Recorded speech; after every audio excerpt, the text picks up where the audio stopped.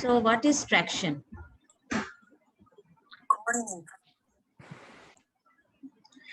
If you can see the definition, it's an act of pulling or drawing which is associated with contraction. One side there will be the weight, another side the weight is been counteract with the counter traction. So traction means that pulling force is applied to a part of the body or an extremity, while a counter traction pulls in the opposite direction. So like if you see in if you remember the picture in the hospital, like they will be putting the traction and opposite way they will be hanging some weights on the foot end of the bed, so that that particular weight will give some kind of counter traction on the part. So in a straight or running traction, counter traction is supplied by the patient's body with the bed. So this is how, because simple only pulling and drawing will not help. It is also associated with some kind of counter traction to make the effectiveness of traction in the body.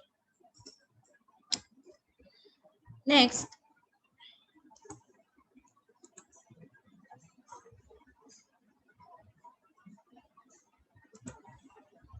what are the purposes of traction? First of all, prevent and correct deformities. Secondly, to relieve pain. Third, to relieve muscle spasm.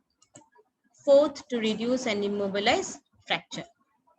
So these are the main four purposes of giving traction to a patient.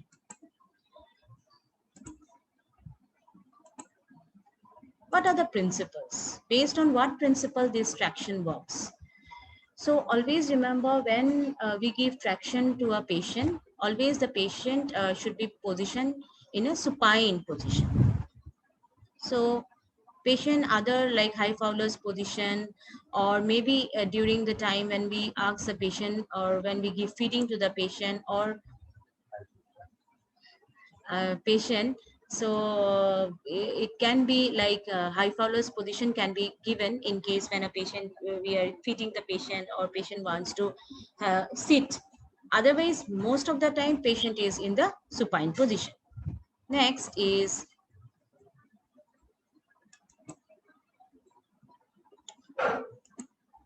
avoid friction. In traction, we have to see like no shear and tear from the bedspread is appear or is occur on the patient. But because if any kind of friction occurs, then there might be skin like lacerations, or there might be abrasion in the skin, giving rise to the bed sores.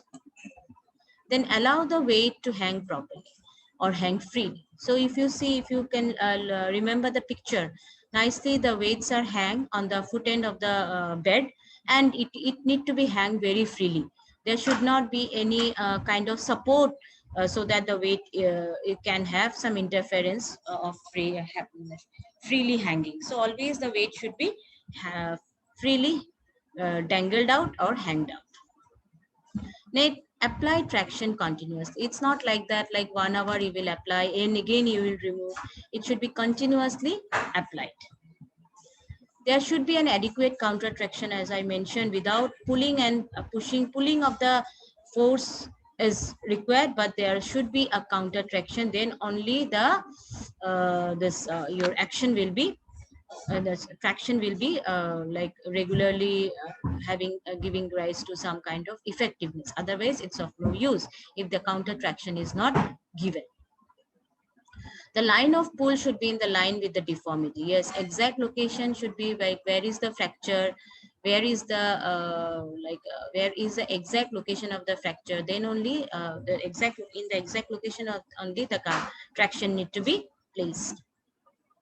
Now, types of tractions, there are so many types of tractions are there.